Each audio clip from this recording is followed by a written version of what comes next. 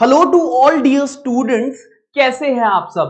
तो मैं आदित्य फिजिक्स वाला विद्यापीठ की तरफ से आपके लिए एक बहुत ही इंपॉर्टेंट वीडियो लेके आया हूं उन बच्चों के लिए जिनके बहुत बढ़िया नंबर थे नीट के एग्जाम में और वो एमबीबीएस काउंसलिंग में बैठने वाले हैं।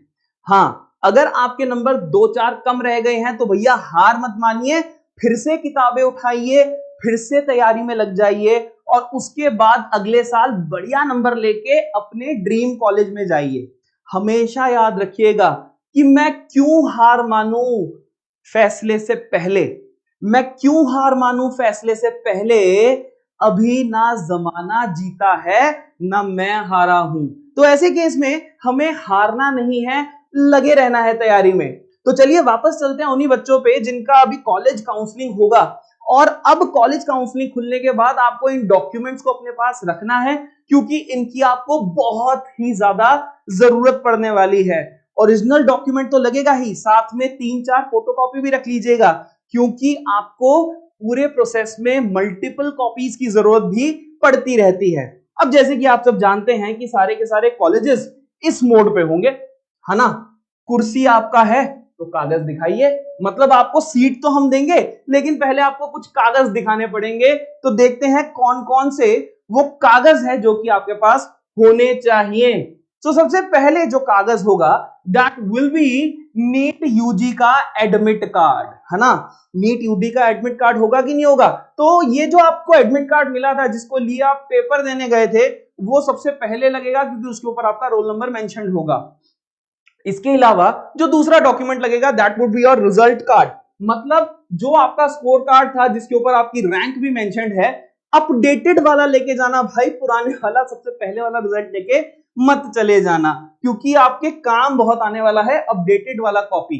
तो इसका फोटोकॉपी भी निकाल लीजिएगा और बहुत जरूरी रहेगा। इसके अलावा जो गवर्नमेंट आईडी प्रूफ होने चाहिए आपके पास, इनमें से कोई भी 2-3 रहेंगे तो बहुत सही रहेगा।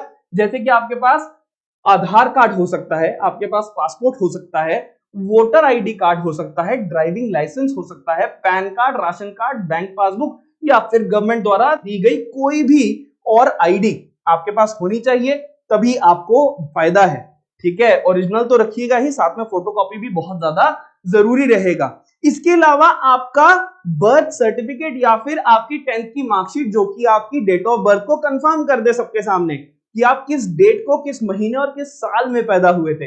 इसके अलावा अगर हम देखें तो आपकी 10th की मार्कशीट जो कि आपके 10th के स्कोर्स को बताएगी। इसके अलावा आपकी 12th की मार्कशीट भी आपके पास होनी चाहिए। देखिए फोटोज पे मत जाइएगा, आपकी मार्कशीट थोड़ी सी अलग दिख सकती है ना। एकदम फोटो पे मत जाइएगा, ये फोटो तो जनरलाइज्ड फोटोज हैं। चलिए आगे मूव करते हैं। कोशिश करिए कि कोई भी आइडेंटिटी प्रूफ जब आप दें तो उसके ऊपर फोटो रहे, जैसे कि इस आधार कार्ड के ऊपर भी किसी की फोटो है ना। तो always try to give them a proof that has got your photograph on to it. इससे वेरिफिकेशन का प्रोसेस रिलेटिवली आसान हो जाता है बहुत ज्यादा। इसके अलावा पासपोर्ट साइज फोटोज का तो भैया बल्क अपने पास रखिएगा क्योंकि फॉर्म के हर एक लीफ के ऊपर कहीं ना कहीं फोटो तो लगती है और उसको अटेस्ट भी करना पड़ता है। तो ऐसे केस में you have to have multiple passport size photos, preferably उन्हीं फोटोज को यूज करिएगा जिन फोटोज को आपने एडमिट कार्ड पे डाला था और जो फोटो आपने अपने एप्लीकेशन प्रोसीजर में यूज की है।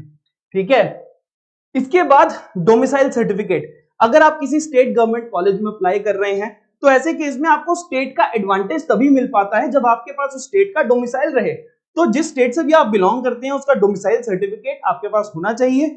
अगर है तो बहुत बढ़िया, नहीं है तो पिताजी माताजी को बोल दीजिए कि वो अभी जाके इसको बनवा लें क्योंकि जरूरत पड़ने पे बहुत ज्यादा जरूरी डॉक्यूमेंट बन जाता है। इसके अलावा आपके पास फैमिली इनकम का सर्टिफिकेट होना चाहिए इफ इन केस आपकी फैमिली इनकम एक सर्टेन थ्रेशोल्ड से कम है।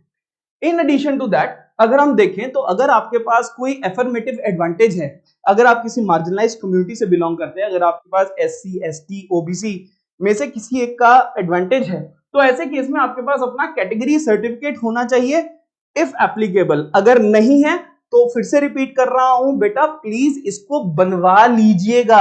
अगर आप इसको नहीं बनवाएंगे तो फिर थोड़ी सी दिक्कत आ सकती है।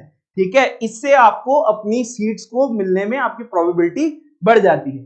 ठीक है, इसके बाद आपका ईडब्ल्यूएस सर्टिफिकेट, जैसे कि हम जानते हैं कि रिजर्वेशन के अलावा 10% सीट्स इकोनॉमिकली वीकर सेक्शन के लिए भी रिजर्व होती हैं, तो ईडब्ल्यूएस सर्टिफिकेट आपका होना जरूरी है। ठीक है, इसके अलावा आप जब काउंसलिंग प्रोसीजर में जाएंगे तो उस दौरान आपको एक बहुत नॉमिनल सी फीस जमा करानी होती है, उसकी रिसिप्ट अपने पास बहुत संभाल के रखिएगा। इसके अलावा प्रोविजनल अलॉटमेंट लेटर जो काउंसलिंग के दौरान आपको मिलता है, उसको भी आपको एकदम तिजोरी में संभाल के रखना है, क्योंकि वो अगर गुम हो गया तो नेक्स्ट काउंसलिंग में बैठने में दिक्कत होती है। इसके अलावा स्कूल की तरफ से आपको कौन कौन से डॉक्यूमेंट्स मिलेंगे, आपको character certificate and transfer certificate दोनों मिलेगा। इसी के साथ आप सबको बहुत बहुत शुभकामनाएं इस काउंसलिंग प्रोसीजर के लिए। याद रखिएगा, ना सिर्फ एमबीबीएस कॉलेज, अगर आप किसी और कॉलेज में भी एडमिशन लेते हैं, किसी और कोर्स में भी एडमिशन लेते हैं, तो इस एडमिशन प्रोसीजर के दौरान इन्हीं सब डॉक्यूमेंट्स का आपके पास होना बहुत ही ज्यादा जरूरी होता है, क्योंकि इन डॉक्यूमेंट्स के साथ ही आपको वेरिफिकेशन के बाद सीट अलॉट की जाती है। So that is it for the day. Thank you.